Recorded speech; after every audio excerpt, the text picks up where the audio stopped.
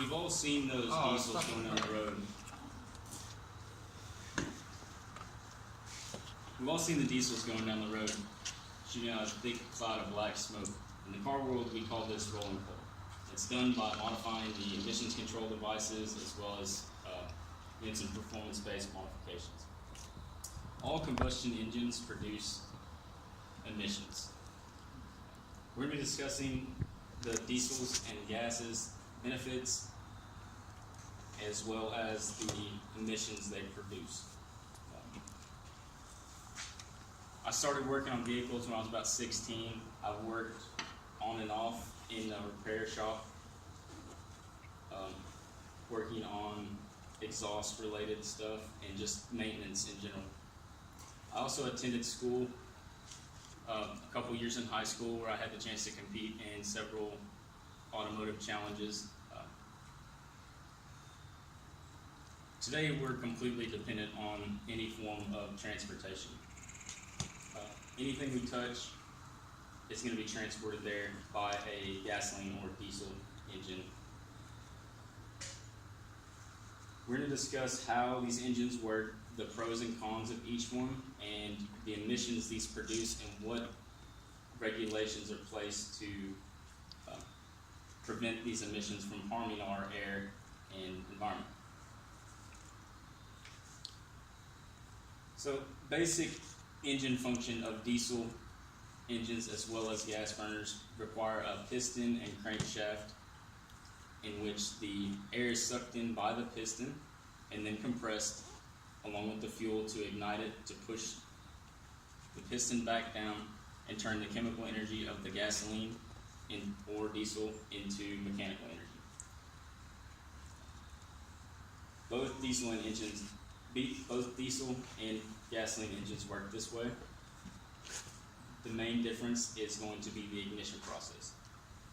Gasoline engines work off the auto engine cycle, which is the basic four-stroke cycle: intake, compression, fire, exhaust, which the fire is produced by a spark plug. Diesel engines use that same intake, compression, fire, and exhaust, but their ignition is created by the intense heat created in the combustion chamber when the air-fuel mixture is compressed to such a small area, which ignites it and transfers the chemical energy into mechanical energy. Diesels and gas engines both have a lot of benefits along with downfalls in each. Diesel engines have a lot more pulling power. They're heavy torque-based engines. Diesel carries more energy content than gasoline. It's about 15% more energy in a gallon of diesel than a gallon of gas. And they typically last quite a bit longer. It's not unusual to see a diesel engine with about 400,000 miles on it for a typical passenger diesel vehicle. The cons on diesels would be high maintenance cost. They are much heavier engines, typically weighing anywhere between 700 to 1,000 pounds for the engine in a non-semi truck, like a 15 or like a 2,500 or a 3,500 towing truck. They are also much more reliant on emission control devices, which makes them more expensive as well. Gasoline engines are cheaper. They are also lighter and can produce much more energy or horsepower pound for pound than a diesel engine. The cons to gasoline engine is going to be a shorter lifespan. They have to rev higher in order to produce the power needed, so more revolutions is more movement, which would create more wear. So they wear out much quicker than a diesel engine, typically with a lifespan of about 200,000 to 250,000 miles. Both diesel and gas engines have harmful particulates in their exhaust. The EPA measures these by nitrous oxides. Gasoline engines have reduced their output by 96% since the standard carburetor and no emissions started. So they're very, very clean compared to diesel engines. According to The Guardian, an article wrote in 2012, modern diesel cars emit about 20 times more nitrous oxide particulates than gasoline engines. There's also the soot that's contained in diesel, which contains a very long list of chemicals, of which about 3 or 4 are carcinogens. Several emissions control systems are placed on both in order to reduce the impact there is on our air as well as the environment.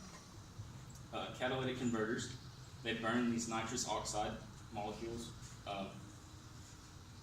in order to make it cleaner. They are found on both diesel and gas engines.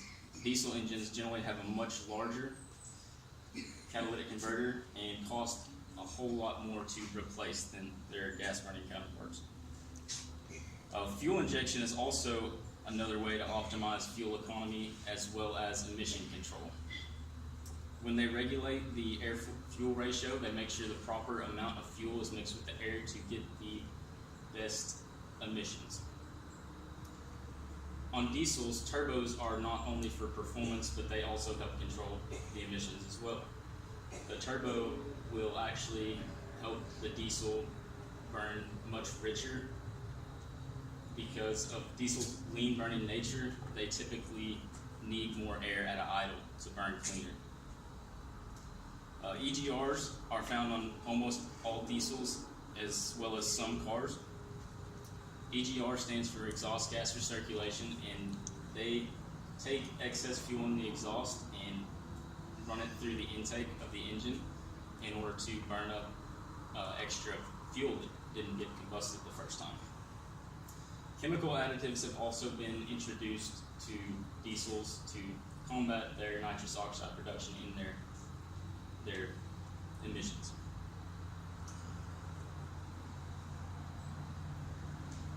So we've looked over how these engines work and their benefits of each, and touched on some emissions they produced and how we try to